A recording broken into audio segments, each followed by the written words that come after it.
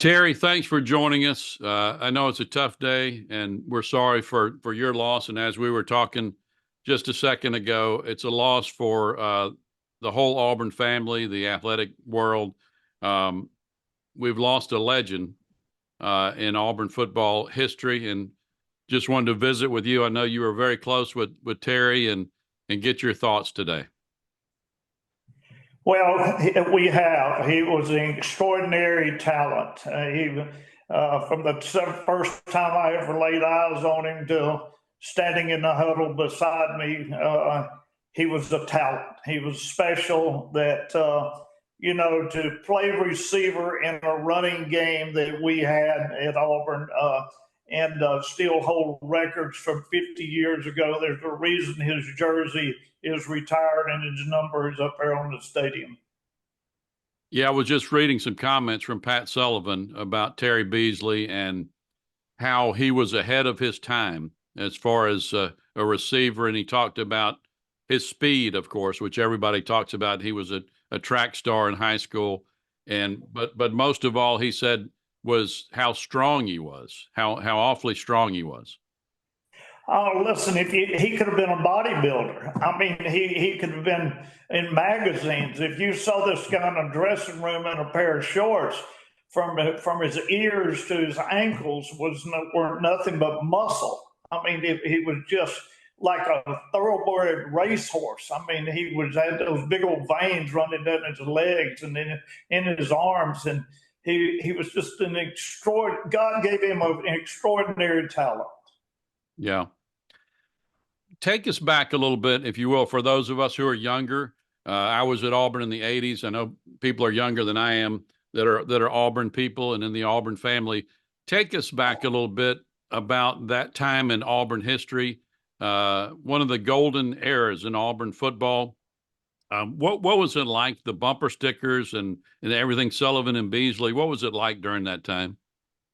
Well, it was exciting when you play 3 years and only lose three ball games in those 3 years because we couldn't play as freshmen, of course, Yeah. to play on the freshman team. But on the varsity, we only lost three ball games in those 3 years. I mean, and we were always one of the top teams in the country. We played in Georgia undefeated. We're undefeated. Alabama's undefeated. All in 71. We're I think number 2 or 3. Georgia was right behind, or Alabama right behind us at the same 4 mark, I think, and then Georgia around the 6 mark, in the nation. And those were just great times. I mean, it was a time of football which I think was really developed because of the passing game with Pat. Exactly right. And talking to one of my friends, Trey Johnson, this morning, who I know you're close with as well. He talked about taking Terry to the College Football Hall of Fame and their experience there. But he also talked about. He said, "Tell Terry to talk about that Alabama game. That Terry Beasley played in and was knocked out of and came back and finished." Yeah, of course, that was in the 70. In 70, of course, he got hit coming across the middle there and comes down face first on that AstroTurf. Now, and then, of course, then again in 71 at Tennessee. At 71 in Tennessee, Bobby Majors hits him in the same thing and drives his head into that AstroTurf and knocks him out. But in the Alabama game, he sat on the sideline there. They couldn't get, did he know his name or anything? And he finally comes back in the game right before half, and we run a little inside reverse. Play where Terry would come out of his slot receiver and go in down the line of scrimmage and take a handoff from Sullivan and go right over center, and he takes this thing down to the 2-yard line, and we were worried about if he even knew what direction he was going to run, in the huddle. But he just he rose to the challenge. He rose to the moment, I'll tell you the big thing about Terry, and you look at Terry and how sick he's been for quite a while.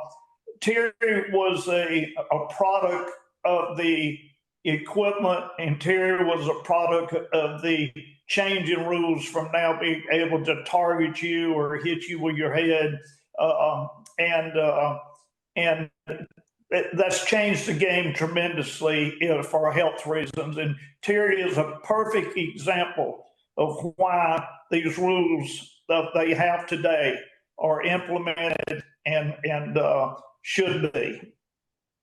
Yeah, I was going to ask you about that. The disease that, excuse me, the disease that Terry suffered from for so many years now. Are we doing enough in football now? Are there enough rule changes? Are we doing enough care after people finish football? Well, I think if you did any more, we'd have to put a flag on everybody. I mean, that's my opinion. To it. I mean, it's a contact sport, and basketball is. Look how basketball has evolved into a contact sport. Are they going to start making them wear pads? I mean, these guys are jumping 10 feet in the air and slamming a basketball down and coming down on people. I don't know. They're making young men different the way than what we were. But I can tell you that many people have asked me, could you play in this football league today? The answer is no. Terry Beasley could. Terry Beasley, with these wide open offenses today, one step and he was gone. He caught everything. I never saw him drop a pass. Never saw him drop a pass. His hands were so strong. It was unbelievable how, most receivers have long, big fingers and long arms.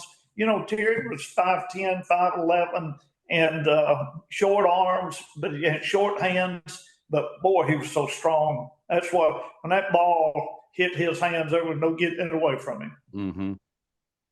Well, I know you guys played football together, and you were, I think, a year younger than Terry. But I know you were awfully close personally too. Is there a story that comes in your mind today that you can share with us about just you and he personally that maybe comes back from Auburn? Well, there's so many of them, but I will tell you this. He would come to the huddle.